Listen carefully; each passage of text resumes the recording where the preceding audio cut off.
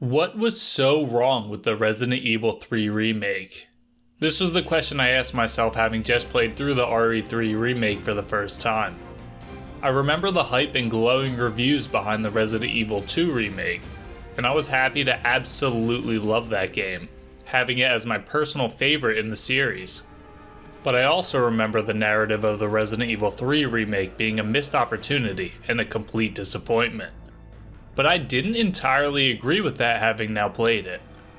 I ended up watching a handful of videos trying to educate myself on the issues with the updated vision of Jill's escape from Racoon City, and it seems that it came down to a few things.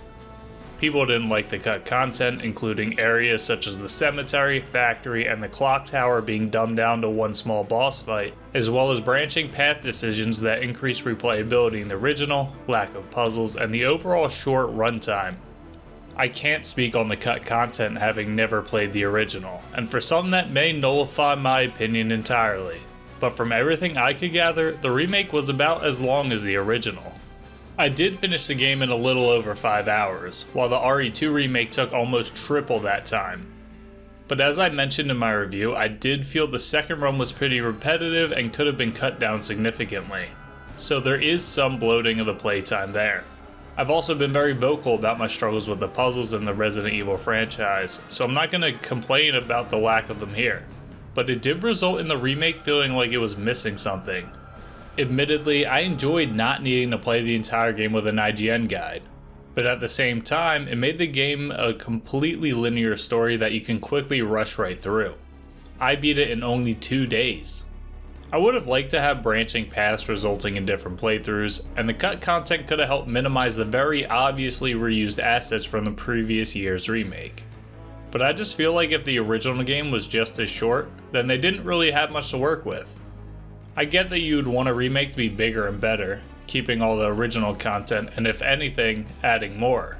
But if the runtime is similar to the source material, I don't see that as being a criminal offense. How long a game is doesn't have a one-to-one correlation with value. There are plenty of long games that frustrate me because they feel like they waste my time. Looking at you, Assassin's Creed. And tons of shorter experiences that do enough to feel like I got my money's worth. And I didn't finish the RE3 remake feeling like I wasted my money. With all that being said, I'm not here to tell you that this was an incredible game. I have multiple critiques that I'll address shortly, and I much preferred its predecessor. But I feel like calling this a complete disappointment is a massive exaggeration. I feel it was a totally serviceable sequel to the game that built this formula the year prior. I do sympathize with removing the branching paths though. It's never a good idea to remove player agency, especially when it was a big part of the source material. So, what problems did I have with the Resident Evil 3 remake? First and foremost, the entire Nemesis idea felt like a worse copy and paste of Mr. X. I loved the idea of an unkillable boss stalking you throughout most of your playthrough. I feel like Nemesis was supposed to be the next take on that system, but it just felt so wrong. For one, Nemesis can outrun you and even jump in front of you, making it something that you need to fight in order to survive. It also gets weapons throughout the game such as a flamethrower and even worse, a rocket launcher where he'll just sit there and line up a shot on you down narrow alleyways. You also fight him 4 times throughout the story, seemingly killing it multiple times just for it to magically survive, mutate, and come back for more.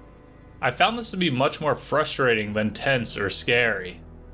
I came out annoyed having to deal with these scripted interactions, whereas with Mr. X, it felt like I organically came across him, sometimes turning a corner right into him, and that tension is what made it work.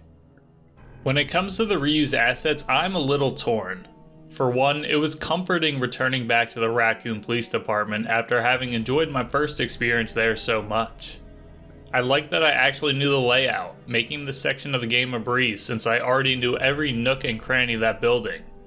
But at the same time, you play as Carlos here, who has the assault rifle. I think they tried to nullify this by having a couple sections where you ran into a ton of enemies at once, but overall it just seemed like I was ripping through hordes with an easy to use automatic rifle. It completely misunderstood why I loved the RPD in the first place. It removed all the suspense and did a total disservice to a building full of tension and mystery that just deserved better. The more I think about it, my biggest issue with the Resident Evil 3 remake may not be with the remake itself, but with the original game. I know Resident Evil 4 is the game credited with taking the franchise in a more action-based direction and away from survival horror. But if the original is anything like the remake, this was absolutely the stepping stone that started Resident Evil's descent into an action shooter, eventually resulting in a complete reboot of the franchise with Resident Evil 7. I also just felt like this game was way easier than the Resident Evil 2 remake. I still ran low on ammo at times, but I frequently had loads of full heals stored in the items box. In RE2, I constantly found myself with my back against the wall, with low ammo, no heals, and begging for my life. But with RE3, I don't think I ever once was in a situation where I was low on health with no heals.